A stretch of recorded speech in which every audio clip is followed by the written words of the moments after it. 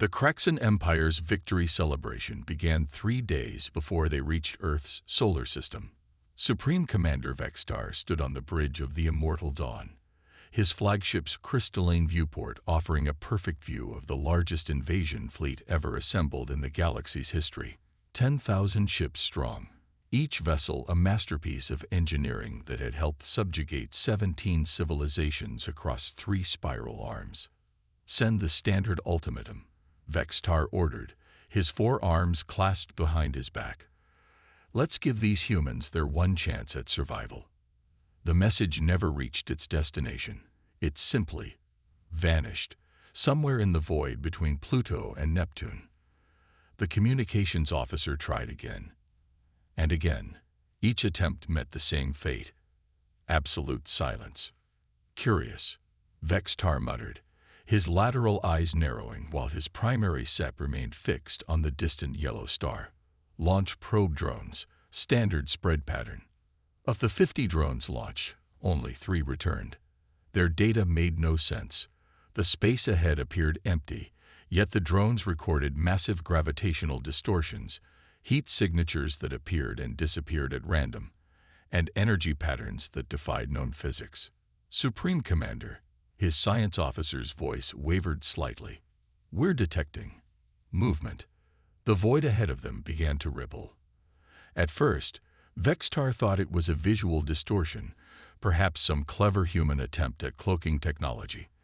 Then he realized the truth. The void itself was moving. Patches of space folded and unfolded, revealing glimpses of something that shouldn't exist. Earth's ships didn't emerge from hyperspace or slip through wormholes. They simply grew out of the darkness. Their hulls weren't metal, at least not entirely. They rippled and flexed like muscle, covered in what appeared to be scales that absorbed all light. No 2 vessels were identical. Some were long and serpentine, others compact and predatory. All of them moved with an organic grace that made Vextar's inner membrane crawl. "Impossible," his tactical officer whispered. "The energy readings, they're not consistent with any known power source. They keep changing." The human fleet took formation, but not in any pattern the Kraxan recognized. It was more like a hunting pack.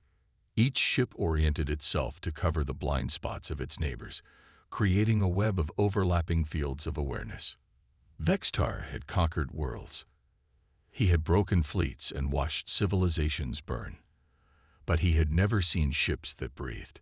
"Launch a targeted strike," he ordered, pushing down his unease. "Let's see how these abominations handle real firepower." The Kraxan fleet's forward batteries opened up, sending lances of plasma hot enough to melt planets across the void. The human ships didn't dodge.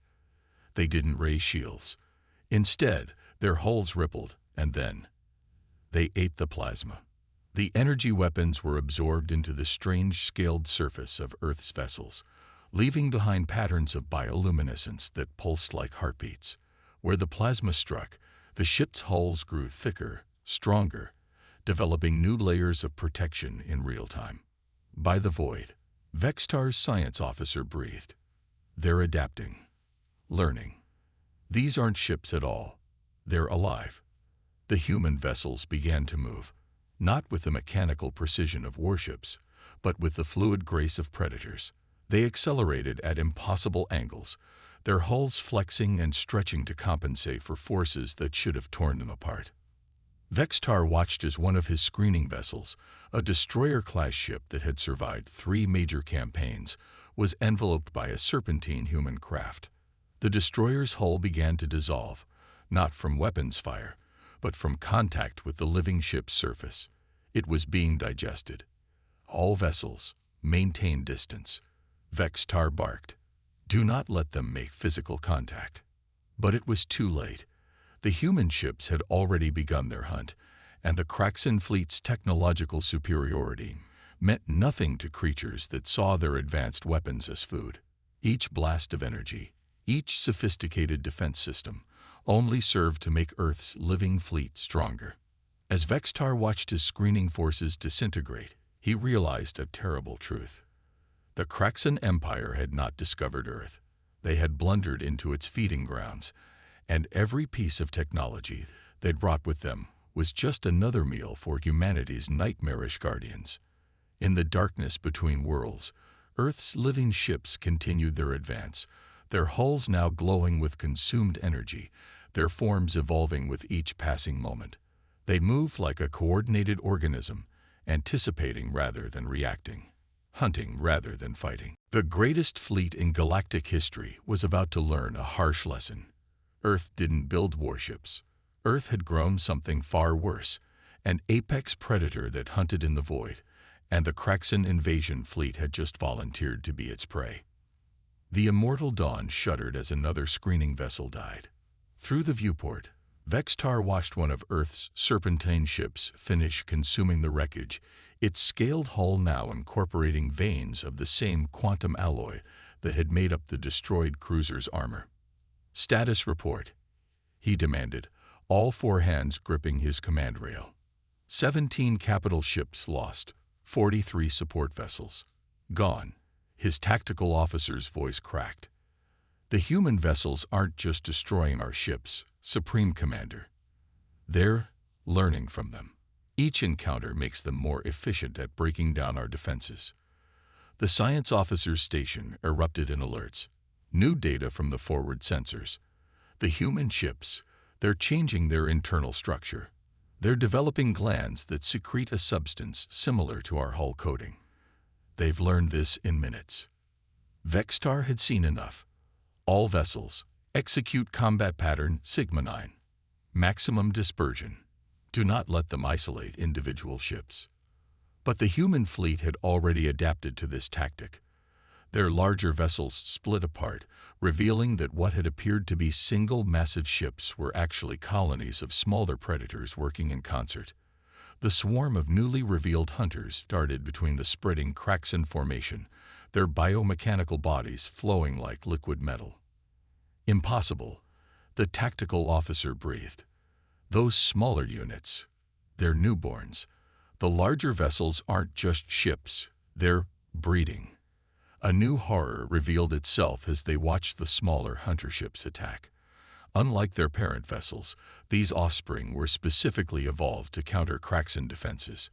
Their bodies incorporated elements from the ships they'd already consumed, but refined, improved. Natural selection accelerated to a terrifying pace. "Launch the quantum torpedoes," Vextar ordered. "Full spread.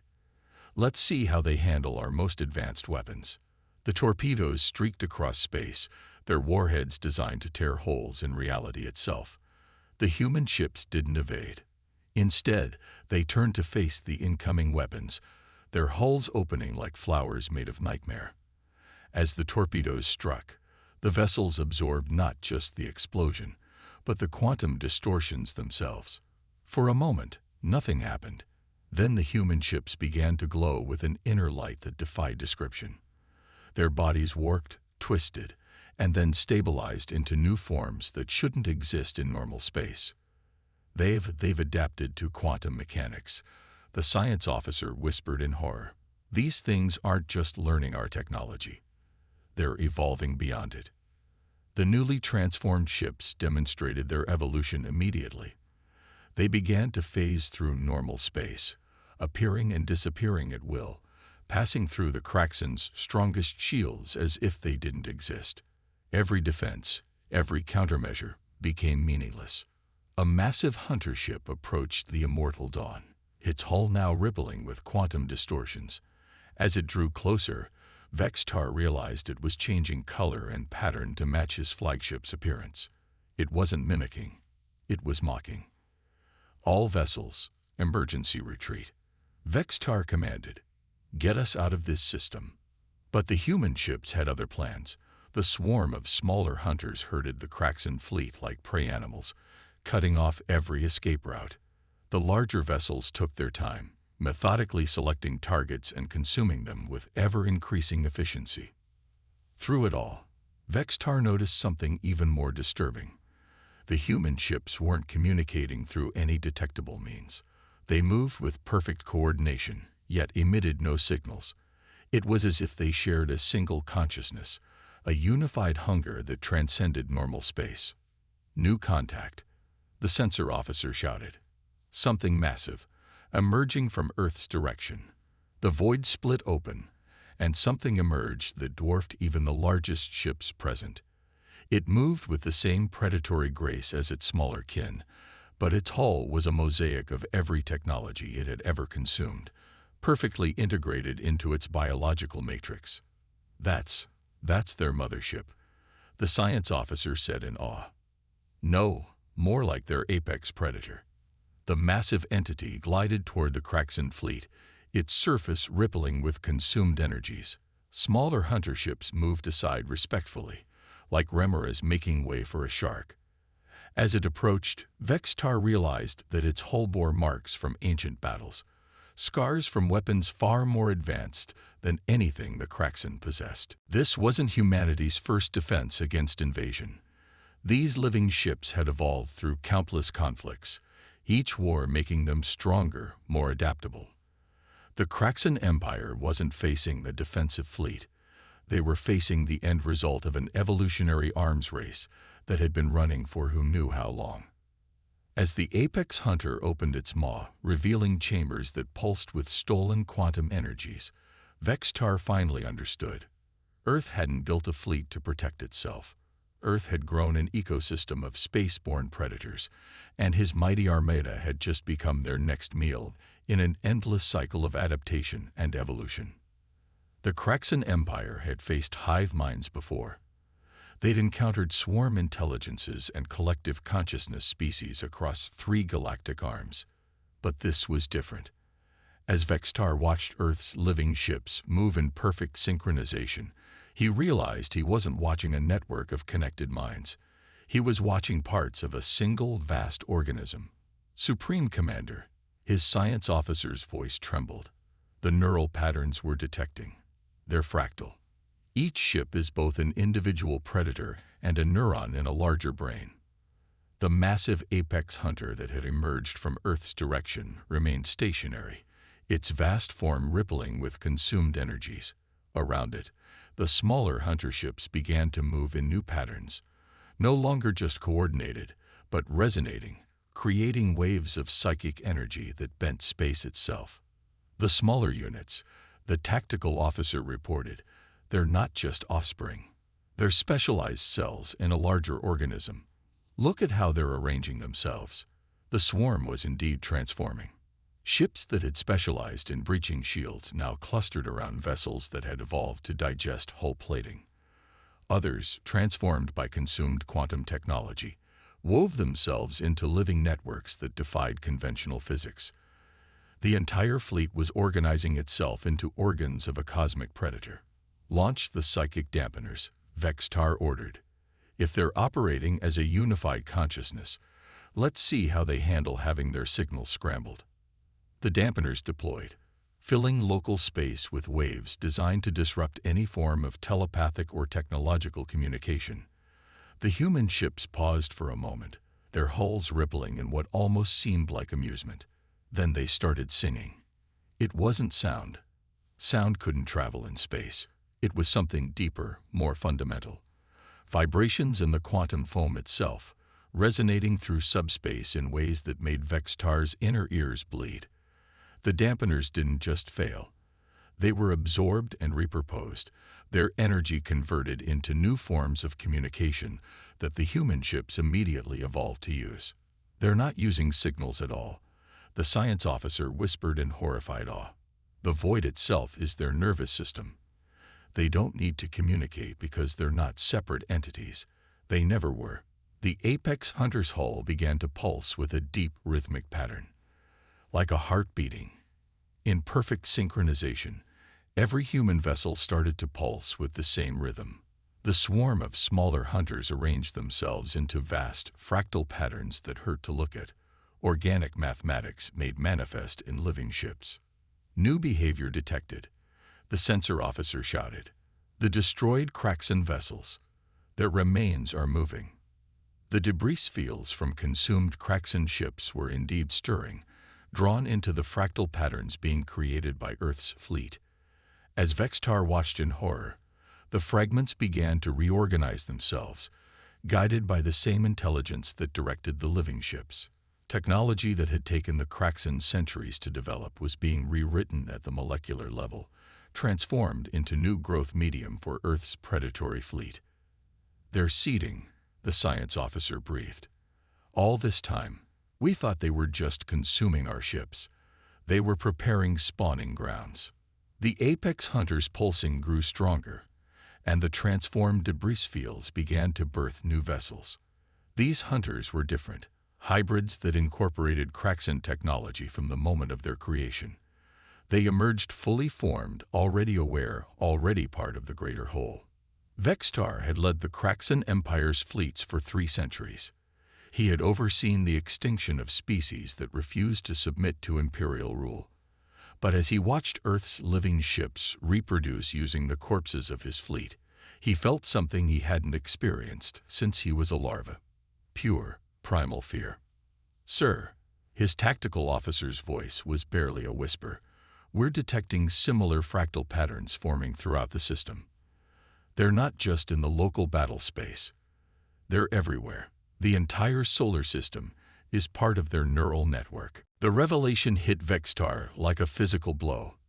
They hadn't invaded Earth's territory. They had blundered into the synapses of a system-spanning superorganism. Every ship, every hunter, every newly spawned hybrid was just a cell in a vast, living thing that used entire planets as organs and asteroid fields as spawning grounds. As if confirming his realization, the apex hunter's pulsing changed frequency. The fractal patterns shifted, and suddenly every human vessel moved with new purpose. They weren't just hunting anymore. They were beginning to reshape local space itself, converting it into something more suitable for their kind of life. The Kraxan Empire had not found a civilization to conquer. They had found something far worse, an evolutionary experiment that had escaped its creators and turned an entire solar system into its breeding ground. And now, thanks to the technological feast provided by the invasion fleet, it was ready to expand. The void between Mars and Jupiter had become a spawning ground. Where once there was empty space, now writhed a living maze of evolved hunter ships, each one more advanced than the last. Vextar watched through the immortal dawn's quantum sensors as generation after generation of Earth's living vessels emerged, each more perfectly adapted to consuming Kraxan technology. Biological analysis of the newest spawns, the science officer reported, mandibles clicking in distress. "They're incorporating our quantum fold drives into their cellular structure. They're not just using our technology anymore. They're evolving past the need for it." A nearby hunter ship demonstrated this evolution in terrifying fashion. Its hull rippled, and suddenly it existed in multiple dimensions simultaneously, using quantum uncertainty as naturally as a fish uses water. The Kraxan's most advanced drive technology had taken centuries to develop. Earth's living ships had evolved beyond it in hours. Tactical assessment. Vextar demanded, his 4 arms inputting emergency codes into his command console. "We've lost contact with 60% of the fleet," his tactical officer responded. "The remaining vessels report." "Sir, they report the human ships are becoming invisible to our sensors. Not through technology or stealth systems, but because they're evolving beyond our ability to perceive them." Through the viewport, Vextar watched as one of the newer hunter ships approached a Kraxan cruiser. Instead of consuming it directly, the Predator vessel seemed to phase into a higher dimension, reaching down through reality to pluck out only the most advanced components of the cruiser's systems. It was learning to feed more efficiently. "New data from long-range probes," the sensor officer called out. "The fractal patterns we detected, they're not just communication networks. They're evolutionary matrices. Each pattern is testing new adaptations across multiple timelines simultaneously." The apex hunter, still holding position like some vast cosmic spider in its web, began to pulse with a new rhythm. In response, the entire swarm of Earth vessels shifted their behavior. The newer generations moved to the forefront, while the older hunters began a metamorphosis that defied comprehension. "Supreme Commander," The science officer's voice was hushed with horror. The original human ships, they're pupating. They're using the energy and matter they've consumed to enter a new stage of development. The older hunter ships had indeed begun to transform. Their hulls crystallized, forming cocoons that bent light in impossible ways. Inside these dimensional wombs, something was growing. Something that incorporated everything the ships had learned from consuming Kraxan technology, but transformed it into entirely new forms of existence. "Sir, the quantum membrane between dimensions is becoming unstable," the sensor officer reported. "The human vessels aren't just evolving in normal space anymore. They're evolving across multiple realities simultaneously." A cocoon burst open. What emerged was no longer a ship in any meaningful sense. It was a living quantum computation, a predator that existed as both wave and particle, able to move through time as easily as space. More cocoons began to rupture, each releasing entities that made Vextar's most advanced sensors scream in protest as they tried to categorize something that defied the very laws of physics. "They're not just adapting to our weapons," the science officer realized. "They're adapting to reality itself. Each generation is becoming more fundamental to the universe's structure. They're evolving into laws of nature." The apex hunter's pulsing reached a crescendo, and the newly emerged quantum predators began to hunt. They didn't chase or attack. They simply rewrote the probability of their prey's existence. Kraxan ships began to vanish, not destroyed but retroactively transformed into components of Earth's living fleet, as if they had never been anything else. "This is beyond combat," Vextar whispered. "Beyond war. We haven't just given them new weapons. We've given them the blueprint for transcendence." The remaining Kraxan vessels tried to retreat, engaging their quantum-fold drives in desperate attempts to escape. But the evolved hunters had become living quantum entanglement, existing everywhere their prey might flee to before the ships even engaged their drives. There was no escape from something that had evolved beyond the constraints of space-time itself. In the heart of the battle, more cocoons were forming. Each one represented a new evolutionary leap, a new transformation of matter and energy into forms of life that could hunt across dimensions. The Kraxan Empire had arrived with technology they thought made them gods. Earth's living ships had used that same technology as a springboard to become something beyond godhood. And through it all, the apex hunter continued its pulsing, directing the evolution of its children, guiding them towards some incomprehensible goal that only it could perceive. Earth hadn't just created predators for its defense. It had launched an evolutionary process that was rapidly approaching a singularity of biological and technological transcendence. The immortal Dawn hung motionless in space, the last surviving capital ship of the greatest invasion fleet in galactic history. Around it, reality itself had become fluid, reshaped by the evolved hunter ships that now existed as much as living equations as physical entities. "Final status," Vextar commanded, his voice hollow. "There is no status to report, Supreme Commander," his science officer replied. "Our sensors can no longer distinguish between what was our fleet and what was theirs. It's all becoming them." The apex hunter had begun to move for the first time since its arrival, its vast form rippling with energies that bent light into fractal patterns. As it approached the immortal dawn, Vextar realized it was changing, its surface becoming a living mirror that reflected not just light, but time itself. "New transmission," the communications officer announced. It's coming from everywhere at once." The message wasn't in words or images.